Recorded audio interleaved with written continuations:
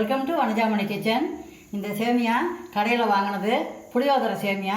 இப்போ புளியோதரை சேமியா செய்ய போகிறேன். இது இந்த டம்ளரால் 3 டம்ளர் இருந்தது, அளந்து எடுத்தேன்.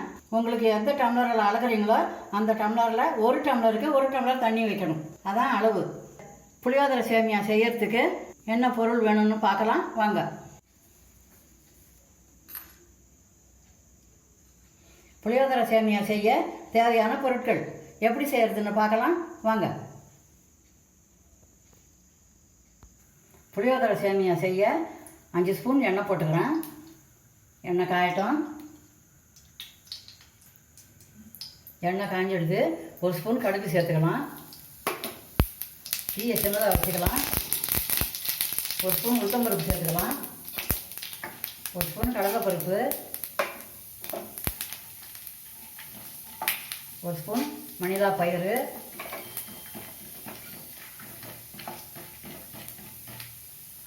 2 பச்சை மிளகாய் கீறி வச்சுருக்கேன், அதையும் சேர்த்துக்கலாம். தீயை குறைச்சி வச்சுக்கிறேன். இப்போ 2 வெங்காயம் நீள வாக்கில் அரிஞ்சது, அதையும் சேர்த்துக்கலாம்.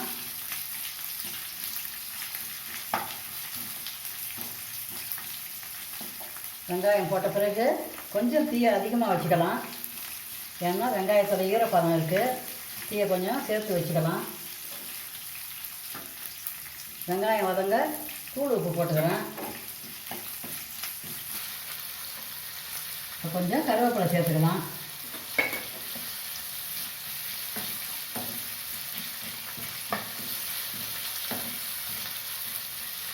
இந்த சேமியா கடையில் வாங்கினது 200 கிராம். அதுக்கு 600 தண்ணி. நமக்கு மில்லிகிராமில் அளக்க தெரியலனாலும் எந்த டம்ளரில் அளக்கிறோமோ அந்த டம்ளருக்கு 1 டம்ளருக்கு 1 டம்ளர் தண்ணி. அந்த விகிதம் சரியாக இருக்கும். 2 நிமிஷம் வதக்கட்டும். வெங்காயம் நல்லா வதங்கினா தான் சாப்பிட நல்லாயிருக்கும். சேமியா 3 டம்ளர் இருக்குது. அந்த டம்ளராலேயே 3 டம்ளர் தண்ணி அளந்து வச்சுருக்கேன்.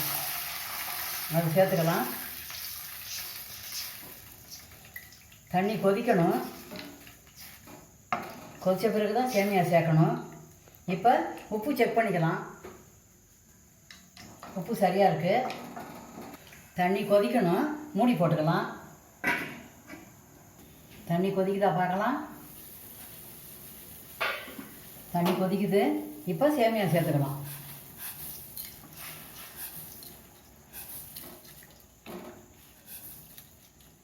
ஒரு டம்ளர் சேமியாவுக்கு 1 டம்ளர் தண்ணி. 1 பாக்கெட் சேமியா இது. நமக்கு கிராம அளவெல்லாம் தெரியாதனால டம்ளரால் அளந்துடலாம். 3 டம்ளர் சேமியாவுக்கு 3 டம்ளர் தண்ணி வேகிறதுக்கு சரியாக இருக்கும். கலர்ஃபுல்லாக அழகாக இருக்குது பாருங்கள். மணிலா பயிறு, பச்சை மிளகாய், கருவேப்பிலை, வெங்காயமெல்லாம் போட்டது. வேகிற வாசனை வருது. வாசனையாக இருக்குது. ஒரு பிஞ்சு மஞ்சள் தூள் சேர்த்துக்கலாம். பார்க்குறதுக்கு அழகாக கலர்ஃபுல்லாக இருக்கும்.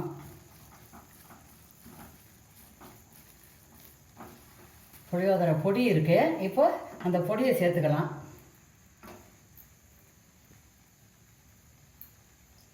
பாக்கெட்டில் கொடுத்துருக்காங்க. இதை இந்த பொடியை சேர்த்து நல்லா அழகாக கிளறிக்கலாம்.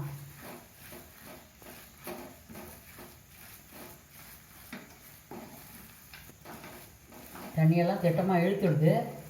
சேமியாவும் வெந்துடுது. இன்னும் 1 நிமிஷம் இருக்கட்டும். கலர்ஃபுல்லாக அழகாக இருக்குது.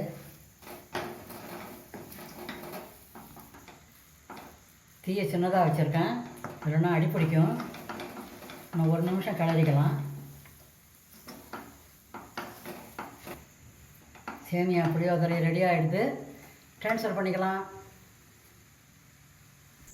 சேமியா புளியோதரை ரெடி ஆகிடுது.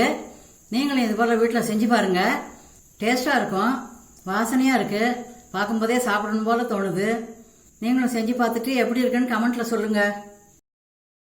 இந்த வீடியோ உங்களுக்கு பிடிச்சிருந்தா லைக் பண்ணுங்கள், கமெண்ட் பண்ணுங்கள், உங்கள் ஃப்ரெண்ட்ஸுக்கெல்லாம் ஷேர் பண்ணுங்கள்.